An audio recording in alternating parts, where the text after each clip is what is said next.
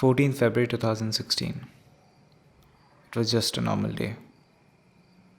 As usual, I wasn't able to sleep through the night.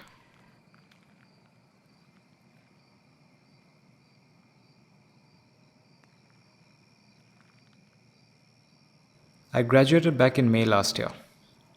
I worked part-time at the city library, and the fact that I didn't have a full-time job didn't bother me as long as I got to spend my time with books.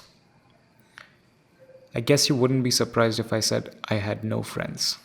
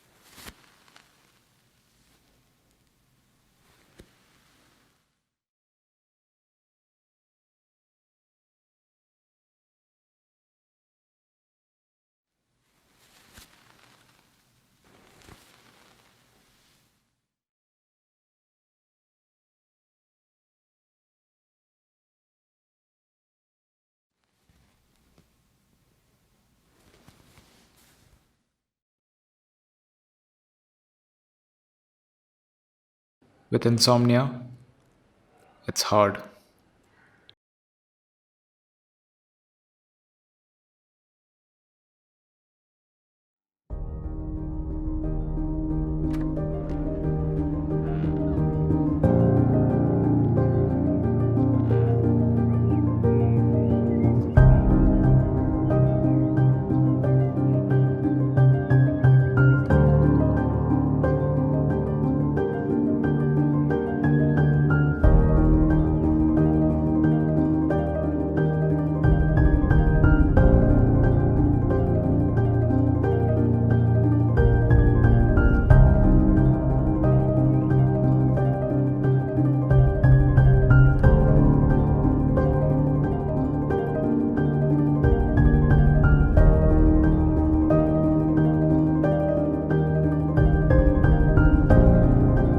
Looks like I have a new neighbor. Maybe someone like me.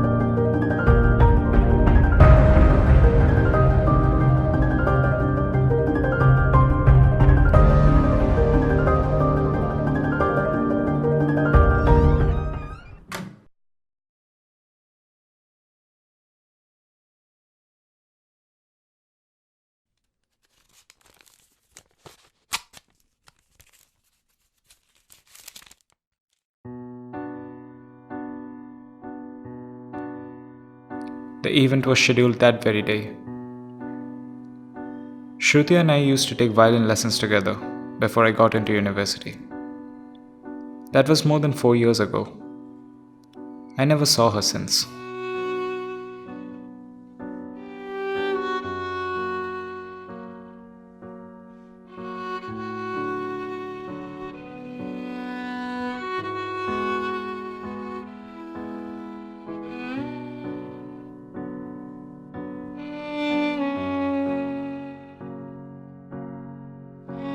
There was no way I could figure out why she had sent me this invitation.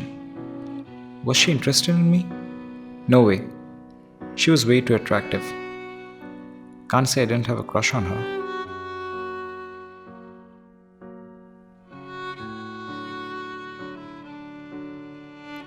At any rate, my relationship with her was simply that we happened to study in the same violin school. We'd exchange hellos if we ran into each other, but we never shared anything personal. Of course, I was curious to find out what lay behind this, if indeed there was a motive. Why, after all this time, send me an unexpected invitation? Did she want to show off the skills she had gained over the years? Or was it something personal? The only way to figure out was to go there.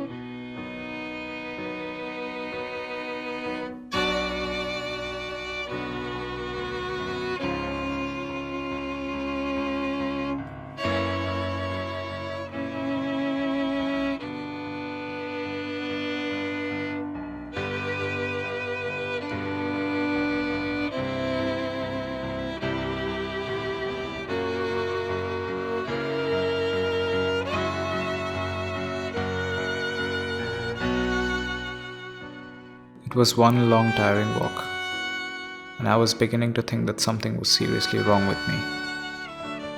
Why in the world was I here? I didn't particularly want to see this girl or hear her play, but here I was, already having spent the little allowance that I get on a bouquet.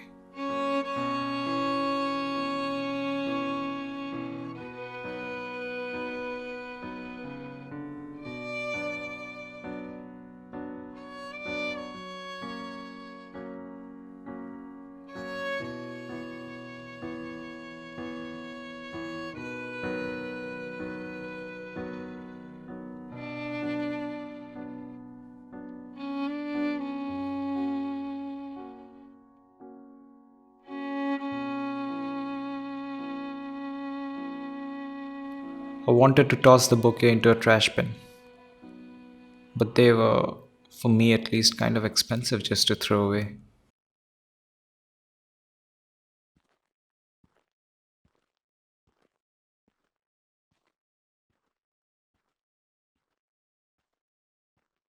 For some reason, I couldn't fathom that she had deliberately given me false information and dragged me out into a nowhere land on a Sunday afternoon. Could someone really be that mean? I couldn't remember a thing I'd ever done to make her hate me that much. She was probably laughing her head off, imagining how pathetic and ridiculous I looked.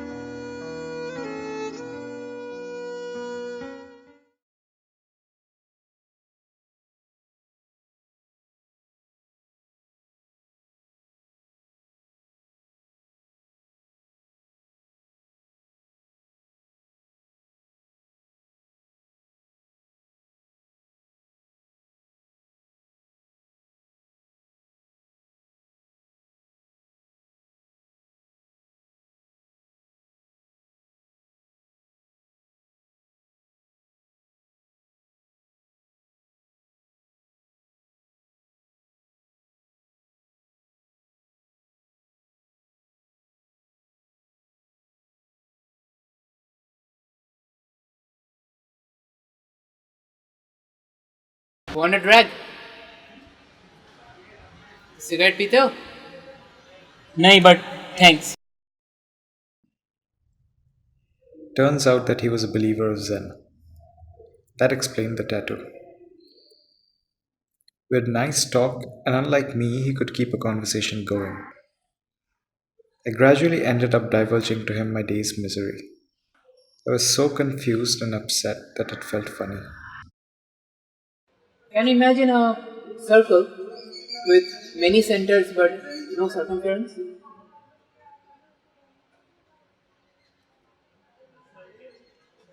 A circle with many center. I don't get it.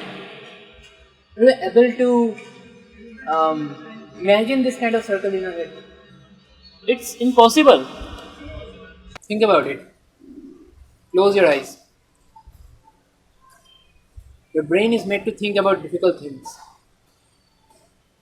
It will help you to get to a point where you can understand something that you didn't understand at first.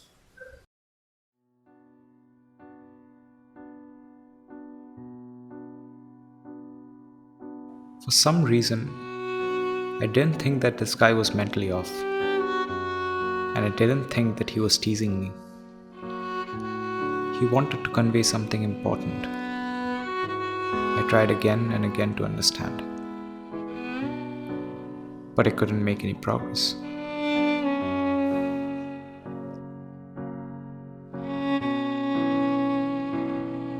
It seemed like an unsolvable riddle, but I gradually got the feeling that the principle or intention wasn't really the issue, that there was no real need to know what it was all about. One thing happened for good. I slept like a dead man that night.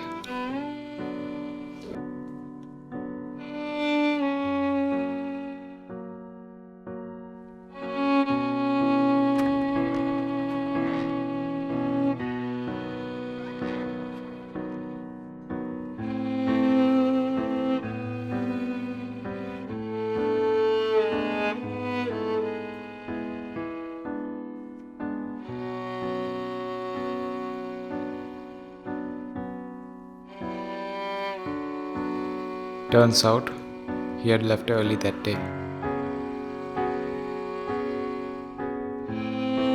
Sometimes when I come to think of it, I feel I can grasp what the circle is, but a deeper understanding eludes me. It's something which exists only in our minds. Inexplicable and deeply disturbing events happen often. And just like the circle, it doesn't deserve the time and effort to reason it. Embracing the little which is meaningful makes you more intentional about what you allow to stay in your life. You choose to only allow the things, activities, and experiences that add value and are important to you to stay. The rest you can safely consider boring and worthless.